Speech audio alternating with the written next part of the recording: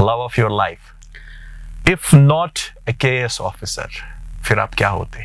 Post retirement plans, advice to those who are still unmarried. Wahab खार या स्वच्छ कराल उनको मैं पढ़ता हूँ. I mean, I am getting connected to them. और जो आज भी उस जॉनर का लिखते हैं, शाहनाज रशीद साहब है, जिनका मैं पढ़ता हूँ. मुझे नसीहत वाज़ो तबलीग सुने हुए एक अरसा हुआ अब. मुझे सुने वाज़ो तबलीग सुने हुए एक अरसा हुआ अब. वो मुझे काफिर कहे तो कहने दो. ये सब तो मेरे खुदा नहीं, व्यूज और लाइक्स और कमेंट्स के पीछे की दुनिया जो है वो रेडियो चैनल है.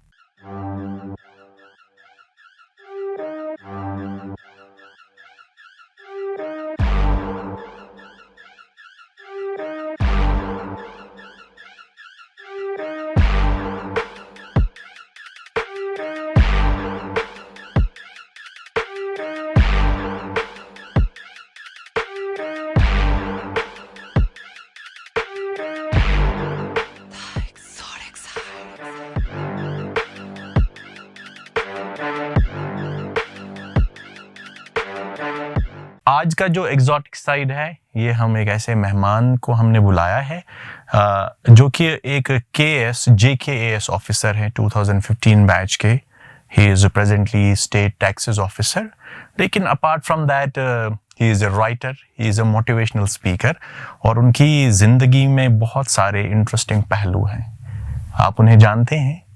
हमने सोचा कि उनका एग्जॉटिक साइड आज आपको दिखाएं. उनका नाम है सरफराज फ्रॉम डिस्ट्रिक्ट पुलवामा. तो guys, join me in this brand new episode of the exotic side.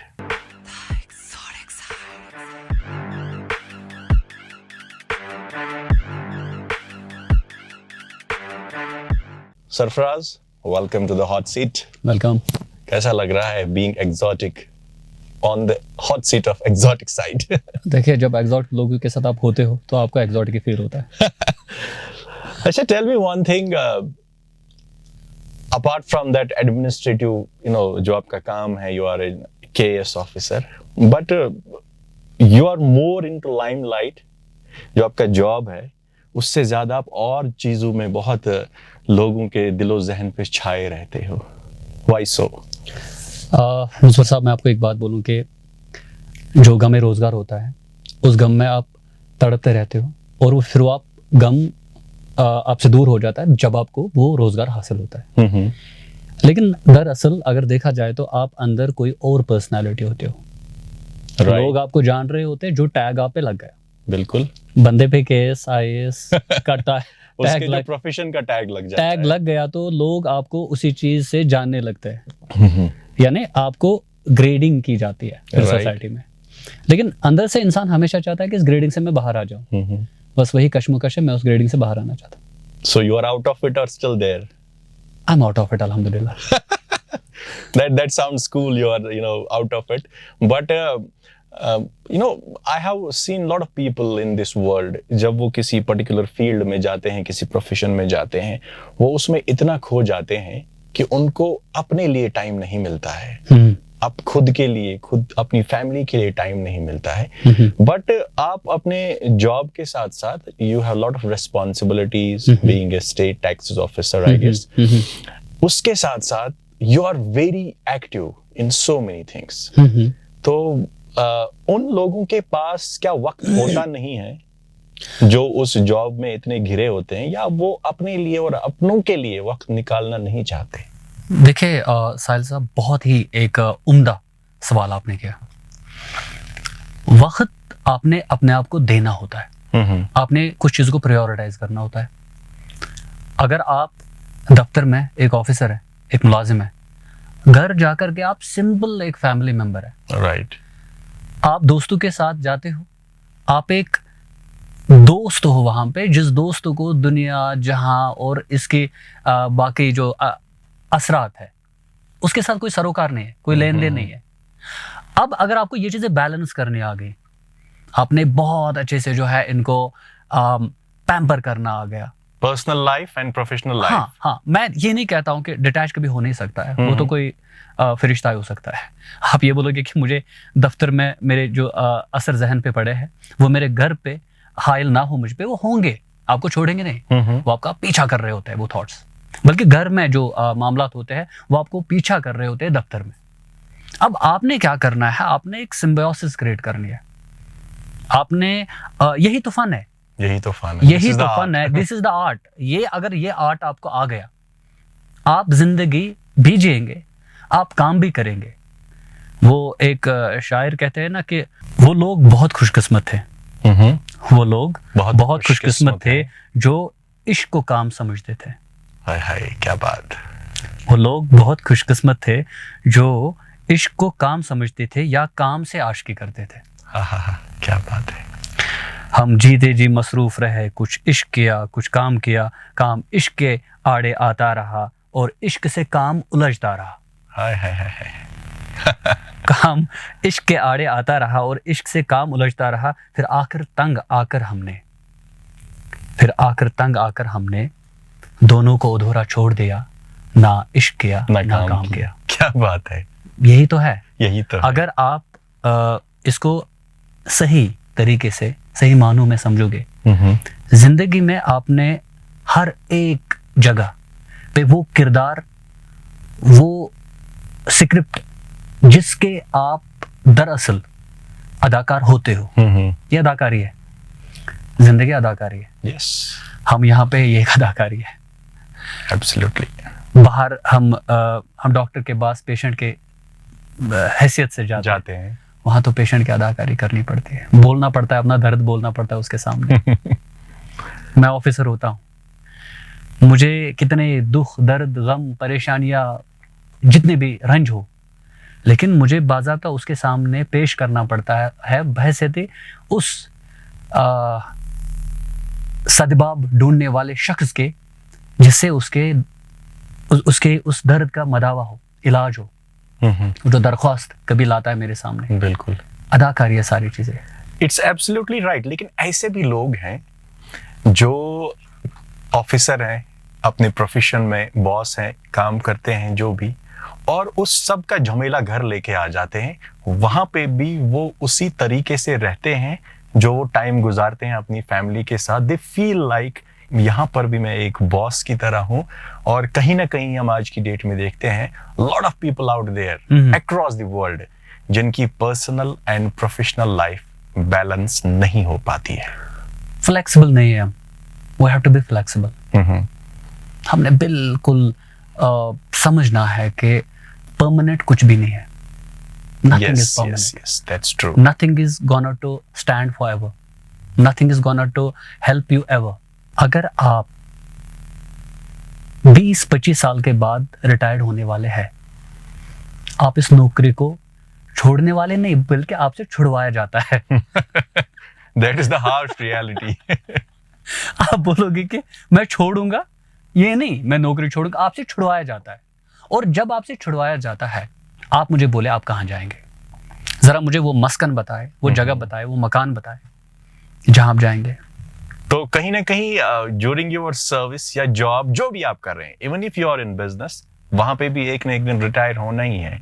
सो आपको कहीं ना कहीं अपने लिए क्रिएट करना है जिस मस्कन की आप बात कर रहे हैं पोस्ट रिटायरमेंट को, ऐसा एक ऑरा होना चाहिए जिन लोगों में जाके आप एकदम से एक्सेप्ट हो और आपकी जो जिंदगी है वो आप वहां पे गुजार। मैं हल्की सी एक चीज ऐड करूंगा यहाँ पे, जो हम अक्सर बोलते हैं कि रिटायर होना है।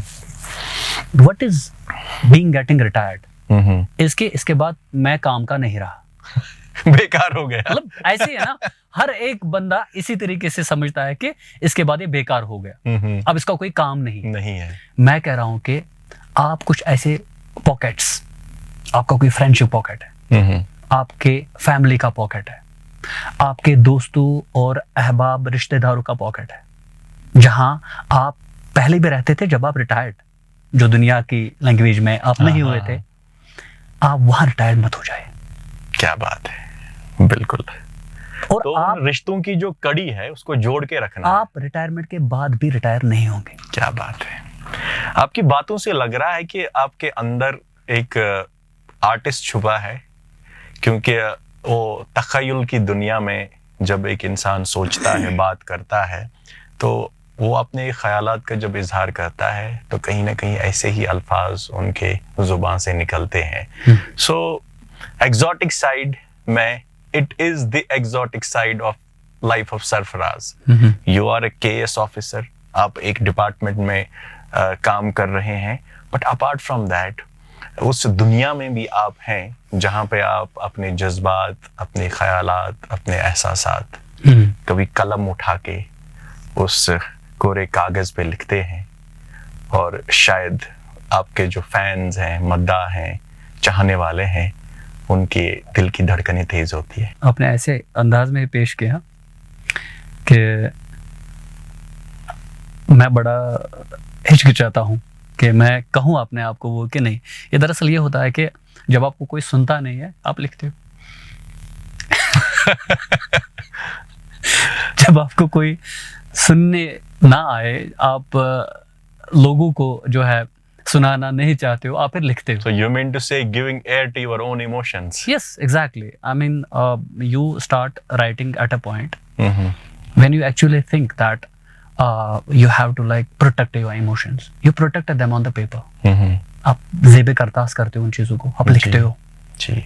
जब आप लिखते हो ना, तो आप दिल का गुबार जो होता है, बकौल अबुल कलाम आज़ाद के गुबार खातिर उन्होंने लिखी थी किताब, ये दिल का गुबार होता है। जी। दिल का जो भी आपके अंदर, आपके वजूद में, आपके एहसासात की जो लहर होती है, कहीं ना कहीं आप वो ज़ेबे करतास करना चाहते हो, पेपर पे लिखना चाहते हो, वही राइटिंग है। ये मान के चले आपके अंदर की दुनिया की जो के पैगाम है, वो पैगाम आप प्रोटेक्ट करके रखना चाहते हो, अपने पास रखना चाहते हो कि कभी ये लहर मेरे दिमाग में चल चुकी थी, फिर ये लहरें हैं वो यादों के, इमोशंस के, जज्बों के, लोगों के साथ कनेक्टिविटी के, डिसकनेक्टिविटी के, यही पोइट्री है।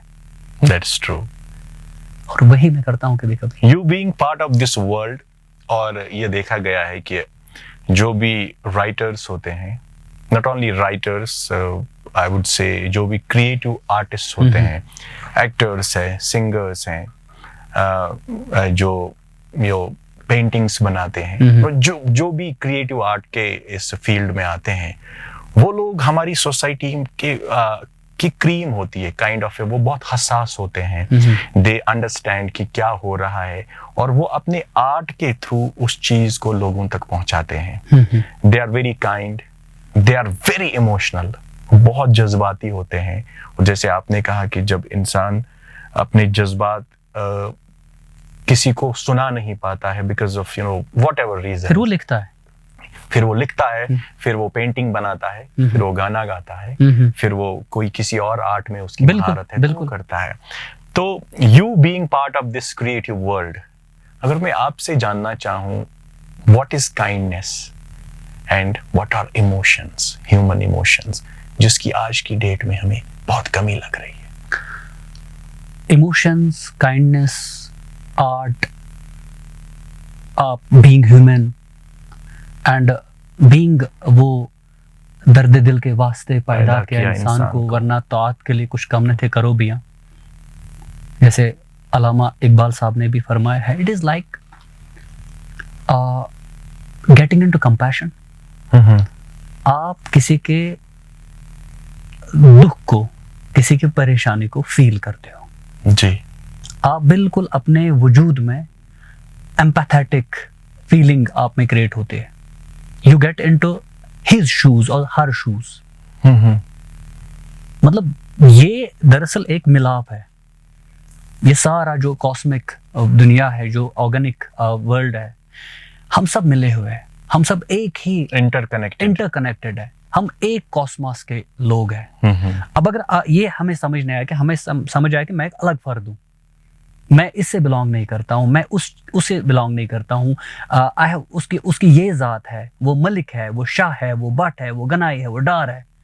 हम बट चुके हैं इस बटाव की दुनिया से, इस परसेप्शंस की दुनिया से, इस बहुत ही ज़्यादा हिस्से होती जिंदगी से जब हम निकल जाते हैं, हम उस दुनिया में पहुंच जाते हैं जिसको वर्ल्ड ऑफ इमोशंस बोलते हैं। वहां पे आप एक है, हाँ। वहां पे आप एक फील करते हो, बिल्कुल। वहां पे आप एक जैसा फील करते हो, वहां पे आप एक सा फील करते हो, वहां पे आप एक होके फील करते हो। That oneness is the emotion, that oneness is the feeling, that oneness is connectivity, that oneness is what makes you human being. Absolutely. It's rightly said that irrespective of the geographical boundaries, religion, caste, creed, culture, we are one because we are humans. और हमारी जो सबसे बड़ी जो connectivity और connection है वो हमारे जज्बात हैं, वो हमारे एहसासात हैं, हम एक दूसरे का दुख दर्द समझते हैं। तो आज की इस मटेरियलिस्टिक दुनिया में कहीं ना कहीं हम इतना खो गए हैं कि हर चीज हमारे हाथ से निकलती जा रही है। You being out on the forefront, you meet a lot of people in the office. बहुत सारे लोगों से मिलते हैं, बहुत सारी grievances लोगों की होती है, बहुत सारी परेशानियां लोगों की होती है, वो आपके पास आते हैं। And then you also meet a lot of young generation, lot of people. You go to seminars, आप motivational speaker हैं, you talk to our younger generation, जो हमारा कल हमारी कौम का मुस्तकबिल है।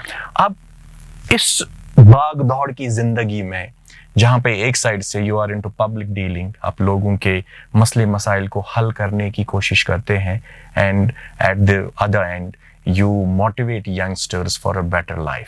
You know what you feel, what comes in your mind कि हमारी सोसाइटी में क्या अभी चल रहा है, वेयर वी आर लैगिंग, हमें कहाँ पे और अच्छा करने की जरूरत है, so that we can make this place a better place to live in. हमने बहुत ही एक हसास चीज की तरह जो है मेरा हिस्स ले लिया। लोग बहुत परेशान हैं।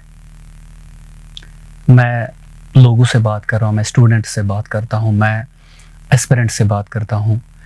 कहीं कहीं जो लाइफ स्किल्स, लाइफ कोचिंग के मसाइल आ जाते हैं, कहीं कोई डिप्रेशन का शिकार हुआ होता है, कहीं कोई बंदा ड्रग एडिक्शन का शिकार हुआ है, कहीं पे नाकामी की पूरी माला किसी ने डाली रखी होती है और वो बिल्कुल एक अलग थलग इंसान तस्वर किया जाता है।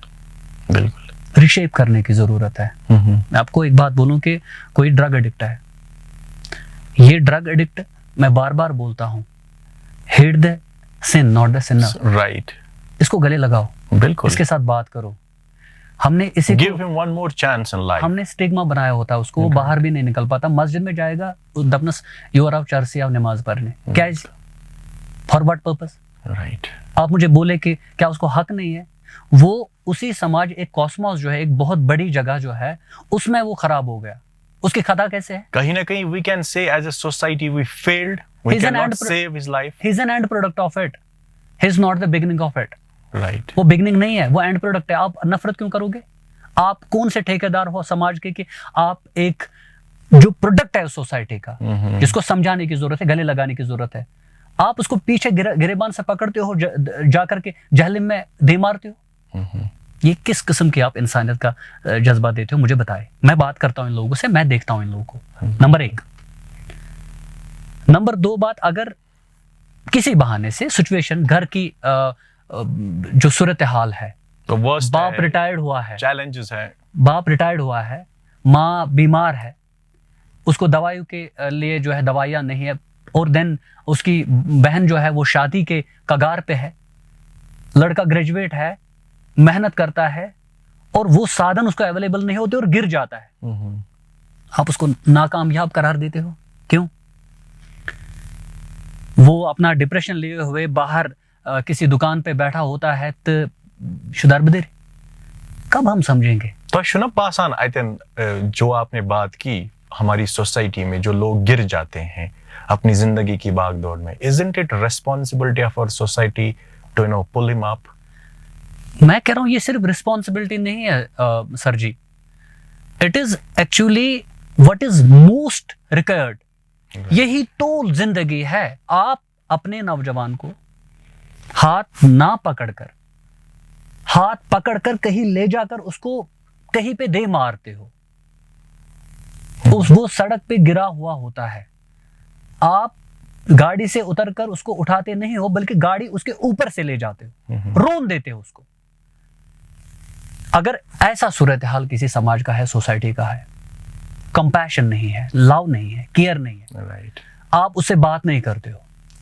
मैं आपको बोल रहा हूं, कभी देर गई मुझे टेक्स्ट आता है, कोई बहुत नाकाम, बहुत लंबी चौड़ी मैसेजेस, मतलब लोग जो सुन रहे होंगे उनको पता होगा कितने लोगों ने मुझे मैसेज किए होंगे, टेक्स्ट किए होंगे, सर हमें ये चाहिए, सर हम बहुत डिप्रेशन में है, सर ऐसा है, सर वैसा है। वो कहाँ जाएंगे बोलने के लिए? या तो आपके पास आएंगे या तो मेरे पास आएंगे। हम कोई है नहीं उतने के हम जी उन उम्मीदों पे उतर सकते हैं। लेकिन जब आपके पास आते हैं, ये इस चीज का सबूत है, इस चीज का जो है इंदिया है, इस चीज का एक गारंटी है कि वो आपको ढूंढ रहे होते हैं। उनको हैंड होल्डिंग की जरूरत है। बिल्कुल। और न सिर्फ आपको, मुझे सामने आना है, हर एक उस बंदे को, अगर वो सामने भी ना आए। Yes yes. चलो अब हम बोला फंडर लोग हैं, दरबदरी लोग हैं, हम तो सामने आते भी है कभी कभी, कि हम जाते रहते हैं, लोग बुलाते रहते हैं, पर्दे के पीछे ही करें। बिल्कुल। There are lot of ways, there multiple ways, talk to them. देखिए, ये जो बंदा ऑन द अदर साइड होता है ना, जिसको जरूरत होती है बात करने की, जब उसे बात तो ना ही करते हो आप, समझाते ना ही हो आप, लेकिन उसके बरक्स आप उसको स्टिग्मेटिक करार देते हो, आप उसको नाकारा करार देते हो, आप उसको जाहिल करार देते हो, आप उसको इग्नोरेंट करार देते हो। वो कहीं शादी करने के लिए निकल जाता है और उसको शादी तक से इस समाज में इनकार किया जाता है कि ये आपको क्यों अभी प्रॉब्लम्स है कि आपके समाज में जो है बहुत ज्यादा लड़कियां शादी के बगैर है? क्यों? जरा आप इस चीज पे थोड़ा सा नहीं, आप 5 मिनट के लिए इस पे गौर करें। बिकॉज आपने टेंडेंसीज डिफरेंट क्रिएट की है ना। We have set different criteria. आपने जब एक बहुत बड़ी तादाद जो लड़कों की है, उनको नाकारा करार दिया ही है। अब लड़के कहां से लाओगे? ऊपर से आसमान से तो नहीं आएंगे, आपने उन्हीं को समझाना है। Just इसी पे एक incident, I would like to share. Recently, I heard from one of my friends कि एक लड़के के रिश्ते की बात चल रही है। He is into business, अच्छा लड़का है, घर भी ठीक ठाक है, अच्छी फैमिली है। लड़का लड़की को देखने गया, दोनों को एक दूसरे में वो दिखा के probably we could be the life partners, एक दूसरे को पसंद किया। अब लड़की वाले के घर लड़के के घर देखने आए। जब वहां पे आए, बोला सब ठीक है, लेकिन इमन जमीन की है। इनके पास है, जितना है, घर है, अच्छा है, डबल स्टोरी हाउस है, एवरीथिंग, एक कनाल लैंड है, अमन एक्स्ट्रा जमीन की, और 2 भाई हैं वो। अगर अजीम जमीन का मकान पागा क्या बिन साइन कोड, तो उन्होंने इनकार कर दिया। So this is the situation in our society. See what we are looking for. और जब तवक्कल की बात आती है, जो हमें अल्लाह की जात पे करना है, कि कल किसी ने नहीं देखा। ऐसे भी हमने केसेस देखे जहां पे लड़का झोंपड़ी में रहता है और किसी अल्लाह पे भरोसा करने वाले ने अपनी लड़की का हाथ उसको दे दिया और उसकी तकदीर बदल गई। एलिजिबिलिटीज हमारी देखिए, मकान होना चाहिए, नौकरी होनी चाहिए, गाड़ी होनी चाहिए, वो भी सरकारी नौकरी, जमीनें भी होनी चाहिए, शक्ल भी होनी चाहिए। अरे जनाब, आप कुदरत के उस चीज का डायरेक्ट इनकार करते हो जो दरअसल आपको वहां उस दुनिया में भी रिहाई दिलाएगा और इस दुनिया में भी रिहाई दिलाएगा। आपने जो गवर्नमेंट के क्राइटेरिया है सिलेक्शन करने के किसी नौकरी में, उससे ज्यादा किया है, उससे ज्यादा आपने कॉम्प्लेक्स बनाया चीजों को। It's getting very deep and complex, और ये बहुत एक सीरियस टॉपिक है। आई थिंक अगर हम इस पे महीनों बात करें तो ये चलता जाएगा ना। It's a grave concern in our society. आपने बोला कि आप सोचते हो, यार आप ऐसे जब समाज में रहते हो सोचना पड़ता है। बिल्कुल, एब्सोल्युटली, आपने बात करनी पड़ती है। बिल्कुल बिल्कुल। लोग कुछ भी बोले, आपको ताने दे, कोई फर्क नहीं है, मुझे कोई फर्क नहीं पड़ेगा। बिल्कुल। लेकिन बात करेंगे और बात अपनी पहुंचाएंगे। और एक और पहलू है आपकी जिंदगी का, जिस पे मैं बात करना चाहूँगा, बहुत सारे लोग शायद नहीं जानते हैं, बिकॉज उनको माइंड में है कि KS ऑफिसर हैं, अपने दफ्तर में बैठे होंगे, काम कर रहे होंगे, वो एक गाड़ी होगी, सरकारी गाड़ी होगी, आना जाना. But you have been very busy in taking initiatives, जिसमें आपने जो KS, IAS, UPSC या नीट, JEE, बहुत सारे ऐसे हमारे एस्पिरेंट्स हैं, यंगस्टर्स हैं, जिनको कहीं ना कहीं गाइडेंस की ज़रूरत होती है, कोचिंग की ज़रूरत होती है, और उनको वो दिशा की ज़रूरत होती है. तो आपने ऐसे इनिशिएटिव्स लिए अलॉन्ग विद योर फ्रेंड्स, जहाँ पे आप फ्री ऑफ कॉस्ट उन एस्पिरेंट्स को गाइड करते हो और उनको ये समझाते हो कि आपको लाइफ में आगे क्या करना है. वाई सो? आप तो ठीक ठाक अपना काम काज कर रहे हैं, आप तो सरकारी नौकरी कर रहे हैं, आपके पास you have all the facilities and luxuries. आप इस झमेले में क्यों पड़ना चाहते हैं? What is the reason? So called झमेला for few people who are seeing money out of it, कि ये तो एक बिजनेस है, but you out of crossing all the lines, you go Sundays, छुट्टी के दिन, ऑफिस के बाद, ऑफिस से पहले, you sit with those people, you try to motivate them, guide them. Why so? जनाब, लीडर में कोई हूं नहीं कि मैं आवाम के साथ अपना राबिता कायम करूं. लेकिन साथ ही इस सवाल का जवाब देने से पहले मैं ये बोल रहा हूं आपको कि गालिब एक जगह पे बोलते हैं कि कुरेदते हो खाक, जुस्तजू क्या है. आप मेरे अंदर हाथ डाल करके मेरे अंदर से इतनी ज्यादा चीजें छीन रहे हो, जुस्तजू क्या है आपकी? आपसे बोल रहा हूँ. It's like show the exotic side of you to the people who follow you. बहुत ही बेहतर सवाल आपने किया कि इस कनेक्टिविटी का क्या ये है कि आप लोगों के साथ राज क्या है. देखिए, मैं आपको ये बोलूँ कि ultimately at the end of the day आपने दुनिया को ही, लोग बोलते हैं हमें दुनिया को छोड़ना है. मैं ये नहीं बोलता हूँ कि हमें दुनिया को छोड़ना है, हमें खुद को ही छोड़ना है. इस वजूद को जो आप, जिस पे आप ऐसे फील करते हो कि ये हूं मैं, ये एग्जिस्टेंशियलिज्म की जो स्टोरी है, ये एक दिन एंड होने वाली है. This is gonna to end. अगर आपको ये समझ आया है ना कि this is gonna to end one day, आप कनेक्ट करोगे. Nothing is permanent. दूसरी बात ये होती है कि पैसा, मैं ये नहीं बोलूंगा कि finances are not important to you, ये बहुत जरूरी है. आप यहाँ पे काम कर रहे हैं, मैं कहीं पे काम कर रहा हूं, ये बड़ा जरूरी है.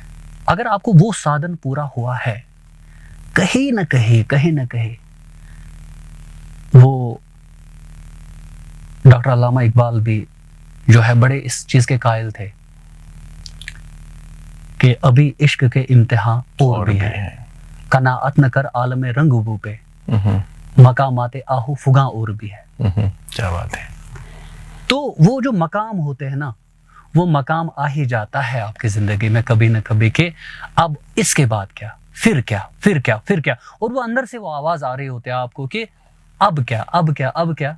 वही चीजों का मैं जवाब दे रहा हूँ. बट प्रोबेबली ये जो आवाज की आप बात कर रहे हैं, ये सब लोगों के अंदर आती है. कुछ लोग इस पे एक्शन लेते हैं और कुछ लोग नहीं लेते हैं. प्रोबेबली आप एक्शन ले रहे हैं एंड आप उन लोगों को, उन स्टूडेंट्स को, उनको उंगली पकड़ के आप एक दिशा दिखा रहे हैं. फिर वो कल कामयाब हो न हो, उनको उस जर्नी का एटलीस्ट पता चल जाएगा. और जब आपका रास्ता आपको पता है, यू नो द डायरेक्शन, फिर कामयाबी के chances are always there. You have to be at your destiny. हम बात कर ही रहे हैं, लेकिन यहाँ पे मैं एक इंकशाफ करूंगा सिर्फ और सिर्फ उन बच्चों के लिए, उन स्टूडेंट्स के लिए, उन नौजवानों के लिए, उन लोगों के लिए जो कहीं ना कहीं इस पड़ाव पे है जिंदगी के. मैं आपके माध्यम से उनको बोलना चाहता हूं कि जनाब, पैसा देकर, पैसा खर्च कर कामयाबी हासिल करना मुमकिन नहीं है. सिर्फ no shortcuts, there are no shortcuts. ये जो मैं कर रहा हूं, दिस इज एक्चुअली कॉल्ड, अगर हम प्रॉपर टर्म यूज करें, mentorship, right, and guidance. Absolutely. जो मेंटोरशिप और गाइडेंस होती है प्रॉपर, अगर वो प्रॉपर जगह पे, प्रॉपर टाइम पे एक बंदे की होती है, उसको किसी चीज की जरूरत, उसको पैसा खर्चने की भी जरूरत नहीं है। देखिए, मैं आपको अपार्ट फ्रॉम अदर थिंग्स, मुझे कोचिंग की दुनिया, कोचिंग जहाँ जो भी कोचिंग की दुनिया में है वो कमा रहे हैं वहाँ पे, लेकिन मैं ये भी बोलूँगा आपको कि कोचिंग हर एक के लिए नहीं है। You come with a solid set of things. कि जब आप पैदा हुए, मैंने तो कहीं कोचिंग नहीं की, मुझे किसी ने ये तक भी नहीं बोला है कि कलम पकड़ते कैसे। जब वो पहले बोलते हैं ना, कोई आपको बोलता है कि स्लांटिंग लाइन है, स्लीपिंग लाइन है, मेरा हाथ भी किसी ने नहीं पकड़ा होगा, टू बी वेरी ऑनेस्ट। क्योंकि मेरे वालिद साहब और मेरी वालिदा है वो अनलेटर्ड है, वो किसी दरसगाह, किसी स्कूल, किसी मदरसे नहीं गए हैं, किसी भी मदरसे में वो नहीं गए, और मैं उसी घर का बाशिंदा हूँ। आप ये ना समझे कि सरफराज साहब शायद पता नहीं इनके वालिद साहब जो है इनकी बातों से बाकी चीज़ें, ये सारा अल्लाह की कुदरत और देन है। बिल्कुल, मैं ये बोल रहा हूँ कि अगर आप में वो जज्बा, वो अर्ज, वो मोटिवेशन पैदा हुई और कोई आपको वो पैदा करने वाला मिला और राइट टाइम पे मिला, वो राइट टाइम होता है कि आप सही दिशा पे चले जाते हो, फिर आपको रोक कोई नहीं सकता है कामयाब होने से। बिल्कुल। तो आप सिर्फ और सिर्फ अपने आप को बेहतर डायरेक्शन दें, सही जगह से मोटिवेशन हासिल करें। Right, be motivated in your life always, that is mandatory. Positivity is the key. यार वो चीज जो है ना जरूरी है, ये जरूरत है ऐसा होना। आप थक जाओगे, हार जाओगे, आंखें मूंद दोगे, फिर कहीं बैठ जाओगे बिल्कुल नाकारा सा एक पत्थर होकर, उससे कुछ होगा नहीं। You have to come back, फिर से वहां से पुश आएगा, you have to come back, फिर से आपको धक्का मारना है, till you are making your inertia more prominent, more strong than the inertia जो वहां से फोर्स है। बिल्कुल, and you will get it. जब आप अभी बात कर रहे थे, you spoke about your parents, अपने वालिद साहब और अपनी माँ की आपने बात की। I could see you in your eyes little emotions, जज्बात, क्योंकि माँ बाप हर एक के दिल के बहुत करीब होते हैं और प्रोबेबली हर एक माँ बाप अपने बच्चे के लिए बहुत कुछ कुर्बान करते हैं, बहुत सैक्रिफाइसेस देते हैं अपनी जिंदगी में। सो इज देयर एनीथिंग कुछ शेयर करना चाहेंगे आप?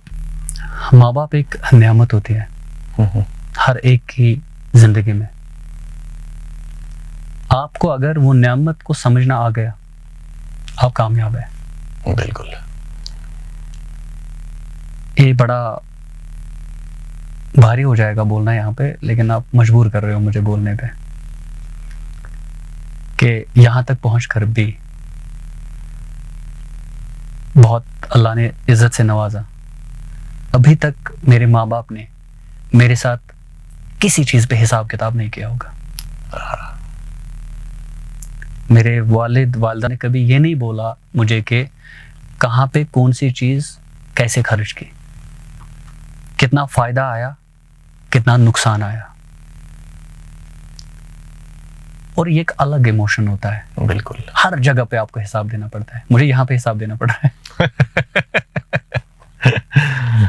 लेकिन वो अलग एक इमोशन है। बिल्कुल, वो अलग एक दुनिया है। उस दुनिया में आप जी कर देखो, और उस जज्बे को हम तोल नहीं सकते। You can not measure. मतलब get connected to the vibe of your parents. उसको कनेक्ट करिए ना आप। एक बार आप कनेक्ट करिए। एक बार आप कभी जाइए। कितने ही लोग ऐसे होंगे जो घर जाते हैं और अपने वालिद साहब के गले मिलते हैं। हम शर्माते हैं। क्यों शर्माना? हम क्यों इस चीज से शर्माते हैं कि 10 मिनट उनके पास बैठे, उनके साथ बात करें? फजूल दरबारा करो। मैं कह रहा हूँ फजूल बातें करो उनके साथ, जिनका जो बेमाने है, जो बेताल्लुक है, लेकिन करो। आपको एक ऐसी दुनिया का तज्जिया हो जाएगा जो आपको शायद किसी और दुनिया के साथ जोड़ेगा। Absolutely. क्योंकि ये जो माँ बाप की दुनिया होती है, ये आपकी आइडेंटिटी होती है। जो बंदा अपनी आइडेंटिटी के साथ गलत करता है या उसको उस लेवल तक मोहब्बत नहीं करता है, उसको कोई कहीं और से मोहब्बत नहीं मिलती है। आप वहां जुड़िए, लोग आपके साथ जुड़ जाएंगे। आप उनकी इज्जत करें, लोग आपकी इज्जत करेंगे। आप उस दुनिया के साथ मिलाप, मेल जोड़िए, रंग का अपने आप पे ओढ़िए उस दुनिया का, आप पे दुनिया के सारे रंग चढ़ जाएंगे। क्या बात है। और आप बेरंग नहीं रहेंगे। खूबसूरती जो है ना, खूबसूरती स्पिरिचुअलिटी में है। माँ बाप सिर्फ इतना ही नहीं है कि उन्होंने आपको पैदा किया है, ये किसी और दुनिया से आपका ताल्लुक जोड़े होते हैं इस दुनिया से, यही तो वो रास्ता होता है। बिल्कुल। आप अंडरस्टैंड कीजिए इस चीज को कि डीपली थोड़ा सोचिए कि ये जो इंस्टीट्यूशन ऑफ पेरेंट्स है, ये इंस्टीट्यूशन जो है कहीं पे आपको नहीं मिल सकता। आप किसी भी यूनिवर्सिटी में जाए, आप किसी भी दरसगाह में जाए, आप कहीं पे भी जाए, it is very difficult that you will get the essence, the knowledge, the compassion, the love, the care, the unexpected जो एक वाइब है जिंदगी जीने की, वो आपको और कहीं नहीं मिलेगी, लेकिन सिर्फ जुड़ने की जरूरत है। So we can say it's a world-class education with love, care and compassion in your home. कहाँ आप सीखते हो वो चीजें? घर। Where you are being taught about love, care, और वो आपको बोर्ड पे नहीं समझा रहे होते हैं। Yes, yes. उनको रियल टाइम समझा रहे होते हैं। Practically. आप देखिए, कभी आप अंदाजा कीजिए कि आप कोई परेशान होते हो, आप घर आते हो, आपकी माँ आपको सिर्फ इतना बोलती है कि खरीज है, क्या हो, She feels that. क्या हो, ये वन से क्या हो, कहाँ मिलेगा? नहीं मिलेगा। आप मुझे कितने करोड़ रुपए, कितने लाख रुपए आप खर्च करें, अगर तो ये चीज कुंजाई मिलव के क्या हो, खरीज है मम दिम कलस मठ बड़ बार न्यामत सीनस से थवन पन्निस। इच्छुना वनान ये उन लोगों से पूछ लो जिनके माँ बाप नहीं है कि व्हाट इट मैटर्स, और जिनके हैं शायद वो इस बात का उनको एहसास भी है नहीं। एहसास भी नहीं कि बड़ा दर्द होता है यार, कि जब आप देखते हो कि आज देर गए सोशल मीडिया पे आप देख रहे हो कि कोई अपने बाप को मार रहा हो, कोई अपने माँ को कत्ल कर रहा है, कोई अपने दोनों माँ बाप को घर से निकाल कर उस पे फख्र महसूस कर रहा है। बिल्कुल।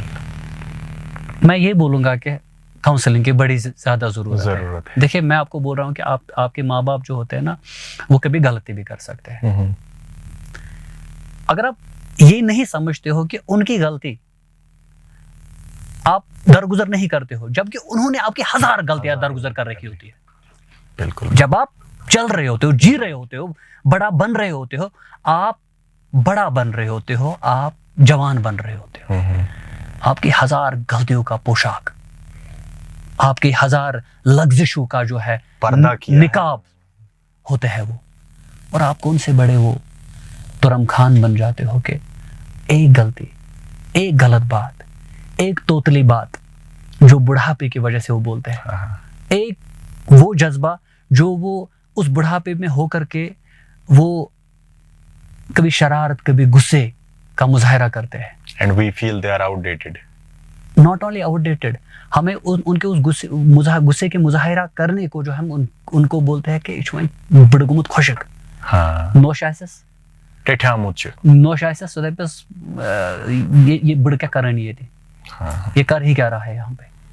तो मुझे लगता है सरफराज के at the end of the day ये जो डिस्कशन अभी हम कर रहे हैं, इट्स गेटिंग वेरी सीरियस। हमारी जो सोसाइटी है, उस सोसाइटी की बहुत बड़ी जिम्मेदारी है टू वी हैव टू वो हमें ऊपर उठना है उन सारी चीज़ों को छोड़ के, and we have to save our future, our generation, और जो हमारे रिलीजियस वैल्यूज़ हैं, मॉरल वैल्यूज़ हैं, उनको हमें इनकलकेट करना है to the next generation, so that हमारा जो आने वाला कल है वो बहुत रोशन होगा। बातें बहुत है, बट यहाँ पे जहाँ से हमने शुरुआत की थी, जैसे मैंने पहले ही कहा था कि शुरू से ही शुरू करते हैं। There was a discussion about your poetry. क्या कुछ सुनाएंगे आज? बिकॉज आई वांट यू कि आपने जो लिखा है कुछ ऐसा कलाम जो शायद लोगों ने ना सुना हो या कुछ आपके क्लोज फ्रेंड्स ने सुना हो, हम भी सुने। ये आपके वजूद की नज़म, जहाँ पे आप एक ऐसी दुनिया में होते हो जिस दुनिया का तारुफ आप लोगों को देना चाहते हो और उनको समझाना चाहते हो कि हर एक की ज़िंदगी जो है माने खेज होती है। इस कुन फयकुन की महफिल में जहाँ रोज़ो शब के हंगामे हैं, शोर गुल के इन अनथक मंजरनामों में मैं बेवजह नहीं हूँ। किताब घरों तक मेरी रसाई, गर्द आलूदा अलमारियों और गर्दा तर किताबों पर मेरी उंगलियों के निशान अब भी बाकी है, और मेरे वो उंगलियों के निशान बेमाने नहीं है। क्या बात है। मुझे वाबस्तगी है शायरों से, शायरी से, गजलों से, किताब घरों से, क्योंकि मुझे वजह चाहिए जिंदगी की। मुझे वजह चाहिए जिंदगी की, गजलों की, क्योंकि मुझे वजह चाहिए जिंदगी जीने की, मजनू के पागल होने की, फरहद के पागल होने की। क्या बात है। क्योंकि ये सब बेवजह नहीं है, जो भी हुआ होता है वो बेवजह नहीं होता है। Everything is for a reason. There is a story. क्योंकि ये सब बेवजह नहीं है। कोई खून जिगर निकाल कर तो कोई खून थूक कर, कोई खून जिगर निकाल कर तो कोई खून थूक कर तुम्हें बतला ही देता है नींद का कातिल बनकर। अपनी नींदें गवाते हैं वो लोग, लेकिन तुम्हें बतलाता है, रात भर वो जागे रहता है। वजह शामिल है एक एक मतले में और एक एक मक्ते में, बेवजह नहीं है ये लफ्जों के सौदागर। आपको क्या लग रहा है कि शायर बेचारे ये पागल हुए होते हैं? ये वजूद की वो कहानी आपको बता रहे होते हैं जहां पे आप ने मुखलिस होकर के उनको सुनना है। कहीं आपको उस राज का, उस रमज का पता ना चले कि जो आपके लिए मदावा हो सकता है। बिल्कुल। वजह शामिल है मेरी जात में भी कि देर गई मुझे नींद नहीं आती, कि देर गई मुझे नींद नहीं आती। तलाश उस रमज का है जो ढूंढ रहा था रूमी और तबरेज मिलकर। तलाश उस रमज का है जो ढूंढ रहा था रूमी और तबरेज मिलकर, जिसके लिए चढ़ा मंसूर अलहाज सूली पर कि देर गए मुझे नींद नहीं आती। कुछ खलिश है जो बार बार मुझे परेशान करती है, सताती है। यूं ही बेचैन नहीं हूं मैं, यूं ही बेचैन नहीं हूं मैं। बेचैनी मेरी मोहब्बत है, बेचैनी मेरी मोहब्बत बड़ी, इससे मेरी कुर्बत है। क्या बात है। बेचैनी किस चीज की? बेचैनी अपने अंदर जो आपका हुबाब है, जो आपकी तड़प है, जो आपकी तलब है, जो आप बोल रहे थे कि आप वो क्यों कर रहे हो, हमने पहले बोला कि ऐसा क्यों करते हो आप। बेचैनी बड़ी जरूरी है उस तालिब इल्म के लिए भी जो कुछ हासिल करना चाहता है। बेचैन रहिए, चैन मत हासिल करिए आप। So you have to be in the uncomfortable zone. Exactly. मैं सर पटकूं मेरे जुनू में, मेरा जुनू है तेरा नहीं। उसी जुनू में जिसमें मैं होता हूं। मैं सर पटकूं मेरे जुनू में, मेरा जुनू है तेरा नहीं। तेरे शहर की रिवायतों में मेरे जुनू का पता नहीं। तुझे समझ में आऊं ना आऊं मेरा तो इसमें खता नहीं। है जिसको समझा सजा है तू, है जिसको समझा सजा है तू। भाई ये कोई सजा नहीं, भाई ये कोई सजा नहीं। मुझे नसीहत वाज़ो तबलीग सुने हुए एक अरसा हुआ अब। मुझे सुने वाज़ो तबलीग सुने हुए एक अरसा हुआ अब। वो मुझे काफिर कहे तो कहने दो। ये सब तो मेरे खुदा नहीं। क्या बात है। ये सब तो मेरे खुदा नहीं, क्योंकि मैं बेवजह नहीं। क्या बात है। वंडरफुल। क्योंकि मैं बेवजह नहीं। देर गई मुझे नींद नहीं आती। यूं ही बेचैन नहीं हूं मैं कि बेचैनी से मेरी मोहब्बत है बड़ी, इससे मेरी कुर्बत है। क्या बात है। हमें होना पड़ता है बेचैन तब्दीली के लिए। हमें होना पड़ता है बेचैन कुछ कहने के लिए। हमें होना पड़ता है बेचैन अपने कंफर्ट जोन से निकल करके किसी का हाथ थामना। कहीं ना कहीं वो अंदर का जुनून होना चाहिए। वही तो है जिसकी हम बात कर रहे थे, जो मैं बोल रहा था आपको, क्योंकि शायद ये आजाद नज़म आपके उन सारे सवालात का जवाब देगी। और उन जो हमें सुनते हैं लड़के, जो हमें जो भी जिंदगी के अमल में है, हासिल करने के अमल में है, शायद ये आज़ाद नज़म उनके लिए सहारा बन सकती है कुछ हासिल करने की। कि मैं ये बोल रहा हूँ कि बेचैनी मेरी मोहब्बत है बड़ी, इससे मेरी कुर्बत है। कि चैन आए तो समझ लेना, अगर किसी को चैन आया, अब उसको लगा कि भाई अब आई एम डन, कि चैन आए समझ लेना मर गया मैं।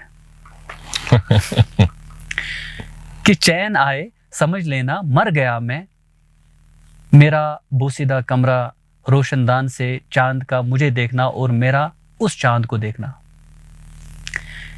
मेरा असासा है ये सब। और साथ में मेरे बिखरे पड़े कलम, किताबें, कलमदान, आखिरी पड़ाव पर हिम्मत जुटाता हुआ शमा जो अभी भी मेरा साथ देने के लिए जल रहा है। मेरा असासा है। क्या बात है। मेरा असासा है और साथ में मेरे बिखरे पड़े कलम, किताबें, कलमदान, आखिरी पड़ाव पर हिम्मत जुटाता हुआ शमा और मेरी बेचैनी का साथ दे रहा है, रौनक बख्शते हैं मेरे कमरे को ये सब चीजें। क्या बात है। ये कमरा है, बज़ाहिर लग रहा है, ये कमरा नहीं है। ये कमरा नहीं है जिस कमरे की मैं बात कर रहा हूं, जहां मैं बैठा होता हूं।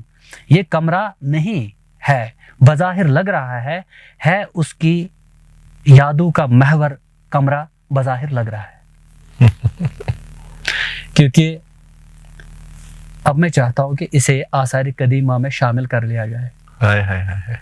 मेरे कमरे को आसार कदीमा में शामिल कर लिया जाए और उसको एक बार इधर भी ले आया जाए, और उसको एक बार इधर भी ले आया जाए कि खून थूक कर बेचैनी में लिखी कुछ गजलें, कि खून थूक कर बेचैनी में लिखी कुछ गजलें वो खुद देखे, आज उसे ले आया जाए। कि यूं ही बेचैन नहीं हूं मैं, बेचैनी मेरी मोहब्बत है बड़ी, इससे मेरी कुर्बत है।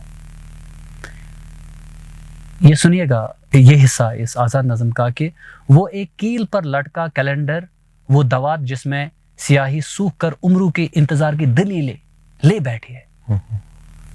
वो एक कील पर लटका कैलेंडर, वो दवात जिसमें स्याही सूख कर उम्रों की इंतजार की दलीलें ले बैठी है। शमा की कमजोर होती हुई लौ जो अभी भी जल रही है और मेरी बेचैनी का साथी बन रही है। ये सब और कुछ अदबी किताबें अब भी शामिल है मेरी ज़िस्त में, मेरे वजूद में, मेरे कमरे में, मेरी जिंदगी में। क्या बात है। ये सब बेवजह नहीं है, क्योंकि मैं बेवजह नहीं हूं। क्या वाह। वो समझ रहे होंगे मैं बेवजह हूं, बेवजह जिंदगी का मालिक और बेताबीर ख्वाब, वो समझ रहे होंगे और समझने दो उन्हें। और बाकी उनके मैं हूं महवे अजाब, ऐसा भी नहीं है। मैं हूं नहीं, ना हो रहा हूं खराब। कितना मजा है जो हो गया हूं मैं ऐसे खराब। मुझे रोज नहीं पड़ती नींद की गोलियों की आदत, मुझे रोज नहीं पड़ती नींद की गोलियों की जरूरत, मुझे रोज नहीं पड़ती सच व झूठ के जंग की लड़ाया लड़नी। हम ठीक है जैसे भी है, कर नाम दे रहे हो मलंग, ये खराब होना, बिगड़ जाना, तेरे जैसा न होना बेवजह नहीं है। वजह शामिल है इसमें कि बेवजह नहीं हूं मैं। मुझे रोज मुलाकात होती है मेरो दर्द से, गालिब व मोमिन मेरे उस्ताद बन गए हो जैसे, उन अल्फाज की दुनिया में खो गया हूं मैं। संवारो दुनियादारी तुम जो उस दुनिया में है, मैं उनसे बोल रहा हूं कि सवारो दुनियादारी तुम, तेरी वो दुनिया मेरी ये दुनिया, तुम्हारी वो दुनिया मेरी ये दुनिया। इसी कमरे में देखो तुम उन चंद किताबों के ऊपर तस्वीरें उन शौरा की, सभी यके बाद दीगरे, कि देखो गालिब कह रहा है किताबें खास होती है, कलम से प्यार रखो तुम, कि ये बेवजह नहीं, ये सब ये अल्फाजों की दुनिया है कि इसमें डूबे वो चंद लोग जिन्हें पागल समझते हो, पागल नहीं होते। जिन्हें पागल समझते हो पागल नहीं होते। कि मैं उन चंद लोगों से खुदारा बात एक पूछूं, तुम ऐसे कैसे होते हो, तुम ऐसे कैसे होते हो। वो उठा जॉन एलिया बज़बाने अपनी के अजीब होते हैं, इतने अजीब होते हैं कि खुद को तबाह भी कर लेते हैं और मलाल भी नहीं होता। बिगाड़ रहे हैं जहन को हर रोज, बिगाड़ रहे हैं जहन को हर रोज। हम ढूंढते रहते हैं उस रमज को कि मारे हुए जहन है हम उस रमज के। इस तरह फिर से कह रहा है जॉन एलिया कि बड़ी मेहनत से बिगाड़ा है खुद को, जाओ किसी और को सीधा कीजिए। और मैं आखिर पे ये कह रहा हूं कि यूं ही बेचैन नहीं हूं मैं, ये सब बेवजह नहीं है। बेचैनी से मेरी मोहब्बत है, बड़ी इससे मेरी गुर्बत है, बड़ी इससे मेरी गुर्बत है। वाह वाह, बहुत खूब और बहुत डीप इस आज़ाद नज़म में आप हमें लेके चले गए और ऑब्वियसली हमारे व्यूवर्स को। और this is the speciality of exotic side. ये हमारे मेहमानों के अंदर के उस आत्मा को बाहर निकालने की हम कोशिश कर रहे हैं। And we are trying to make people see कि what is the exotic side of our guest. So it's wonderful. तो Sarfaraz, let's make this conversation थोड़ा इसको और खूबसूरत बनाते हैं। We have a special segment. पहले मैं जो आपने बोला कि आप अलग एक एग्जॉटिक दुनिया में ले गए, मुझे अपना ही एक शेर याद आया कि हम दूसरी दुनिया के लोग हैं। हम दूसरी दुनिया के लोग हैं, हमें क्या लेना ये क्या सोचे वो क्या सोचे। हम दूसरी दुनिया के लोग हैं, हमें क्या लेना ये क्या सोचे वो क्या सोचे। हम परवाज करते हैं, परवाह नहीं करते। हाँ, क्या बात है। तो exotic round up is a segment of exotic side जिसमें it's a rapid fire 10 questions for you, तो you have to answer it. अरे जनाब, so are you ready? मुश्किल में डाल दिया आपने। हाँ so let's start then the exotic roundup.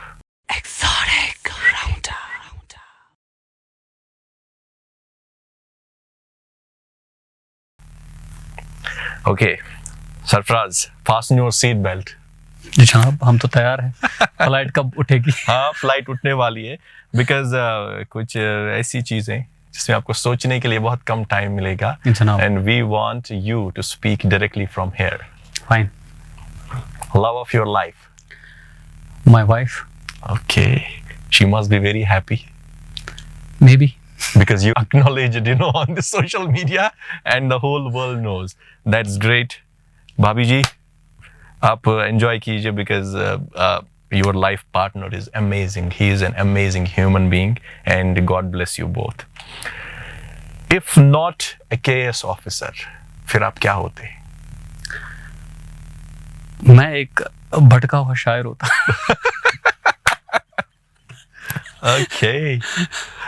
Okay. Any unfulfilled desire till date? हाँ है। You want to say? नहीं। Okay, cool. Okay, pass. Okay, this question is a little tricky. Okay. Message to your younger self. Sarfaraz आज जहां पे हैं, अगर आप अपने आप को आज से 10 साल पहले के सरफराज को, 15 साल पहले सरफराज को कोई मैसेज देना चाहेंगे, younger self of you, younger version of you, what it would be? मैं फिर से मिलना चाहता हूं आपसे और आज भी मिलता हूं। और मुझे आपसे मिलने का जो मजा आता है ना, वो शायद किसी और चीज को करने में मजा नहीं आता है। Okay, fine. Post-retirement plans. Retirement from your job. मैंने पहले ही बोला था आपको, I do not want to retire. Okay. And this is a very जो हम बोल सकते हैं रिटायरमेंट का जो लफ्ज हम यूज करते हैं, we should change it. Okay. We should change it. तो मैं ये बोलूंगा कि पोस्ट रिटायरमेंट मेरा प्लान जो है ना वो है नहीं, क्योंकि मैंने आज का सोचा है, कल क्या है ना आपको पता है ना मुझे पता है। Absolutely. Okay. You are married, mashallah. Advice to those who are still unmarried. जल्दी करें। ये आज भी करना है, कल भी करना है। Okay. तो जल्दी करें इसमें। Any tips? Because a lot of people say कि शादी के बाद बहुत सारी चीजें होती है, and I have seen a lot of people talk lot of negative things कि खासकर लड़के की जिंदगी खत्म हो जाती है, फिर वो अकेलापन नहीं रहता है, फिर आप अपनी मर्जी से जिंदगी नहीं जी पाते, इट्स ओवर, लाइफ यहाँ तक ही होती है, और इसके चलते बहुत डिले करते हैं। मैं ये बोलूँगा कि शादी के रिलेटेड जहाँ पर भी आपकी शादी होती है, लड़ाइयाँ भी करें, झगड़े भी करें, वापस भी आए, एक दूसरे को समझाएं भी, और अपना एटीट्यूड जो है वो जब आप मकान में अंदर जाते हो तो वो बाहर ही रखें जूतों के साथ, और जिंदगी बड़े फ्लेक्सिबल तरीके से। It's a blessing in itself यार। Yes. मैं आपको ये बोलूँ कि अगर ये नहीं करोगे तो फिर क्या करोगे? चलो आप नहीं करते हो ये चीज, फिर क्या करोगे? It's a blessing. Okay, next question. You are in the creative world. You are an aspiring writer. आप लिखते हैं और आप बहुत इस फील्ड में आगे जाना भी चाहते हैं, बिकॉज आपके कलम में वो ताकत है। I could feel it. आपके फेवरेट पोइट कौन है? Mirza Ghalib. Faiz Ahmad Faiz. Okay. What about the local जो हमें कशीर शायर जैसे थे, कश्मीरी पोइट्स? मरहूम रहमान राही साहब, उनको मैं पढ़ता था। रसूल मीर, सूफी शुआरा सारे मुझे बड़े अच्छे लगते हैं। Yes. और हमारे लोकल एक वहाब खार या सोचक्राल, उनको मैं पढ़ता हूँ। I am getting connected to them, और जो आज भी उस जॉनर का लिखते हैं। शाहनाज रशीद साहब है जिनका मैं पढ़ता हूँ, बहुत अच्छा लिखते हैं वो। और ज़हूर साहब है, हमारे पुलिस डिपार्टमेंट में काम करते हैं। पीर ज़हूर साहब। पीर ज़हूर साहब का मैं पढ़ता हूँ, और ऐसे सबका मैं नाम नहीं ले सकता हूँ। Okay, cool.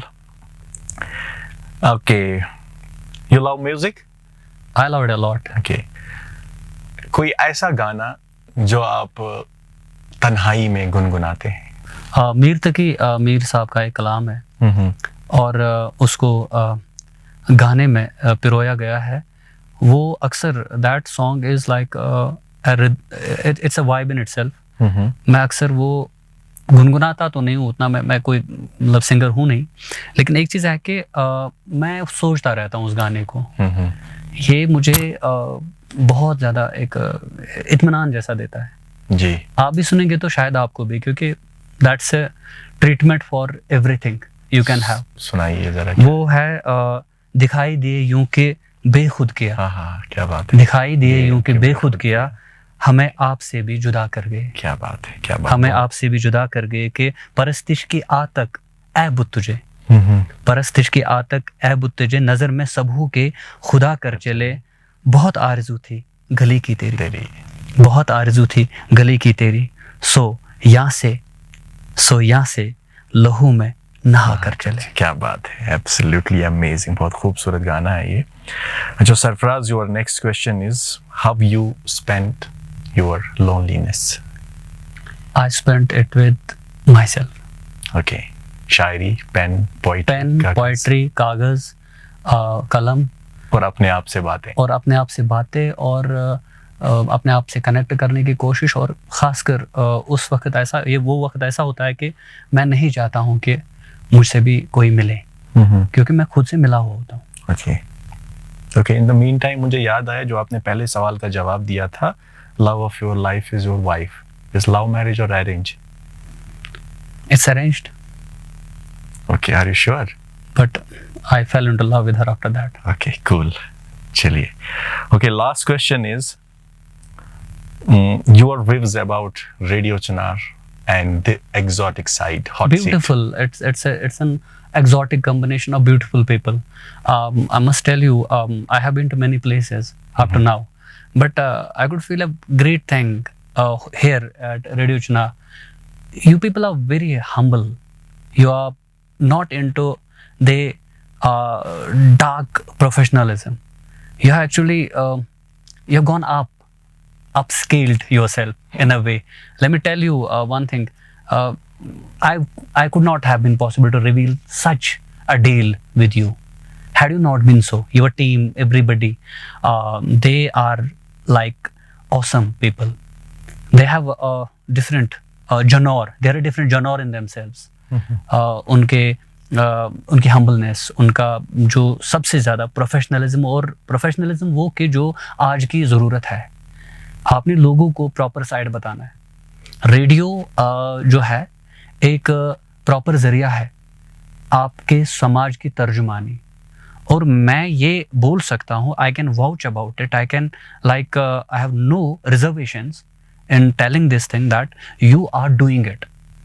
ये फील हो रहा है. आपका कंटेंट जो है, मैं आपको यहाँ ये बोलूँ कि आपका कंटेंट जो है मैं उसका इंतज़ार कर रहा होता हूँ.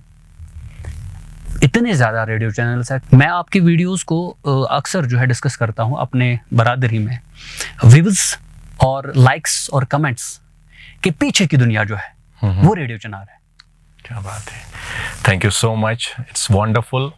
और मन करता है कि ये एग्जॉटिक साइड की एग्जॉटिक कहानियाँ ऐसे ही चलती रहें. But you know, I want few things to kept there so that next time जब आप आए हम कुछ और डिस्कस कर पाएं. इंशाल्लाह. It was absolutely treat for all of us to hear about. और इसी नोट पे हम आज के इस एग्जॉटिक साइड को इख्तिताम पजीर करते हैं, इसी वादे के साथ कि सरफराज के साथ it's going to be continued. मैं आपका, रेडियो चिनार का और आपकी सारी टीम का और उन लोगों का जो हमें सुन रहे हैं, जिन्होंने हमें बर्दाश्त किया उनका शुक्रिया अदा करना चाहता हूँ. Thank you so much. Thank you so much. God bless you. Until the time we meet again, Sarfaraz, let's separate some love and separate some smiles. Yeah, sure. Thank you.